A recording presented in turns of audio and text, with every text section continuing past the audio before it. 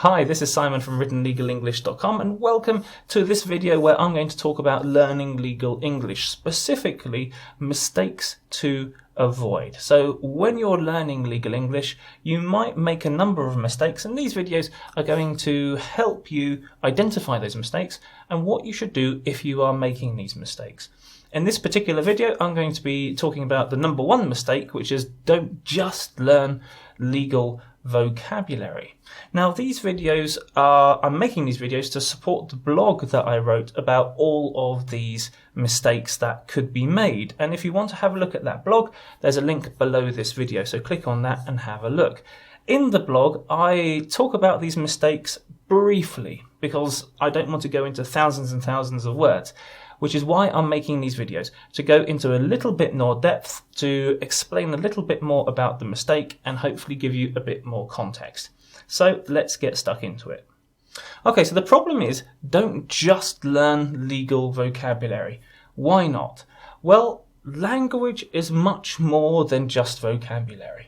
Okay, when you're learning a language, and many people think that the language of law, legalese, is a different language, then you have to learn the vocabulary, yes, but you have to learn the structure of that language as well. If you don't learn the structure, or if you don't learn good structure, then it's not the vocabulary you want to use that will cause the problem. It's the structure that causes the problem because people don't understand what it is that you're trying to say. And you've experienced this problem before. You've picked up a legal textbook, I'm sure. You've read through a paragraph and you've thought, what is going on there? And it's not so much the vocabulary that's causing the problem. It's the way that everything is put together. This is the problem, which means that you have to learn language, yes, but you have to learn the vocabulary, yes, but you also have to learn how you structure that vocabulary within the structure of the language for it to make sense. Another way to think about it is like this. If you learn just a list of legal English vocabulary, then no one in your practice, clients for example, are ever going to say, tell me 10 terms beginning with A to do with mergers and acquisitions. Give me 5 things to do with employment law. No one is ever going to say that. But if you're learning in that way, well, that's exactly what you're preparing for, which of course highlights the fact that it's such a bad idea just to learn just vocabulary. You're learning the vocabulary for 2 reasons. 1, so that you can understand it, and 2, so that you can communicate it to someone else so that they can understand it. And the key thing there is the structure in which you place that vocabulary. If you put vocabulary in difficult structure, it is difficult to understand. If you put that vocabulary in a simple structure, it's a lot easier to understand, which is why I made points 3 and 4 here.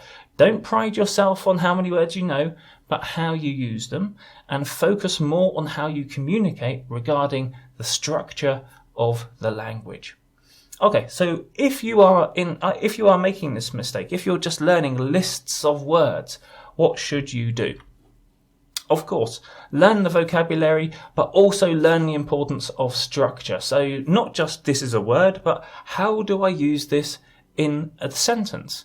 How do other people use this in this sentence? Can you find some contexts in which the word is being used? And you'll find nowadays lots of online dictionaries and online translation tools will often provide contexts, examples of use, and I link to one in my blog, and I'll link to it below this video as well, and it's the one that I mostly use as well. So if I'm translating from Polish into English, then I've got the translation as well, but I've also got lots of contexts in which that vocabulary is used, and I can say, aha, this is the correct context, this is written well, this is written badly, let's not use this example, and so on, and that's how you should be learning as well.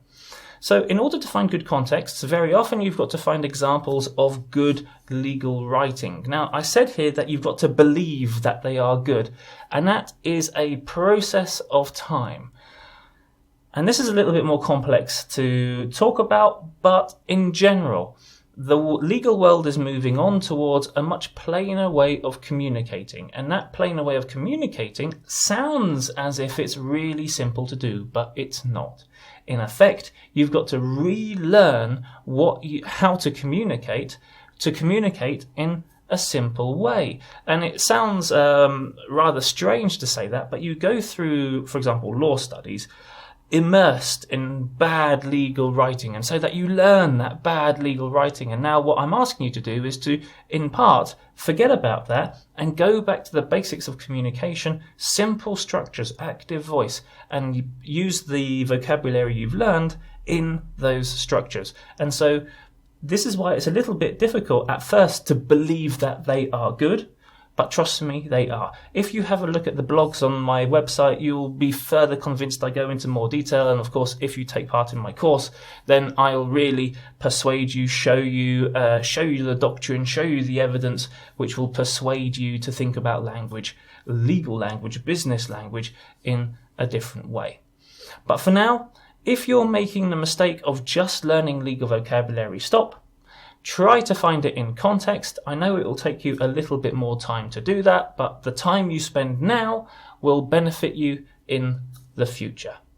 Okay, with all of that being said, check out the free legal English exercises that I've got on my website, because it gives you a chance to practice putting difficult legal language into plainer, simpler structures. You'll see that there's a section of exercises which is redrafting into plain English, in which I've got many videos, and I will continue to add videos in which I redraft from difficult legal English into simpler, still appropriate, still legal, still business, but simpler structures and a simpler way to communicate. Okay, be sure to check out the other videos that I've done in this series for the other mistakes that you might be making when you're learning legal English, and I'll see you soon.